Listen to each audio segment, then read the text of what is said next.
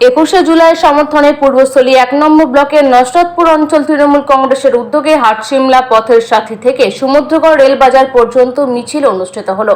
উপস্থিত ছিলেন রাজ্যের প্রাণী সম্পদ উন্নয়ন মন্ত্রী স্বপন দেবনাথ, ব্লকের আইএনটিটিউসির সভাপতি পরিমল দেবনাথ, জেলা পরিষদের কর্মাধ্যক্ষ আরতি খান, পঞ্চায়েত প্রধান কানন বর্মন, উপপ্রধান মমিন হোসেন মণ্ডল সহ আরো অনেকে।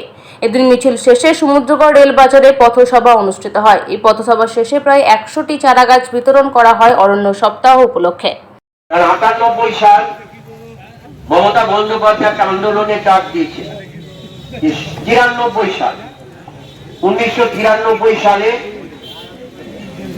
সচিত্র পরিচয় পত্র ছাড়া ভোট নয়, আইডেন্টিটি কার্ড।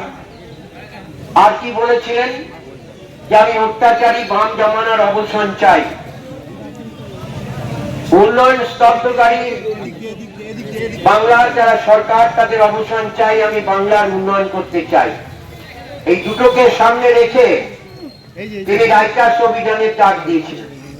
সেদিন বাংলার লাখো লাখো মানুষ সেই অভিযানে সামিল হয়েছিলেন এবং সেদিন অত্যাচারী বামফ্রন্ট সরকার সিপিএম পরিচালিত পুলিশ নির্বিচারে গুলি চালিয়ে 13 জন যুবককে হত্যা করেছিলেন।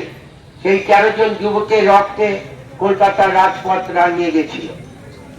সেই দিনটিকে স্মরণ করে সে শহীদদের প্রতি শ্রদ্ধা নিবেদনের জন্যই 21শে জুলাই আমরা সবাই যাই বাংলার মানুষ। এবছর 21শে জুলাইয়ের সঙ্গে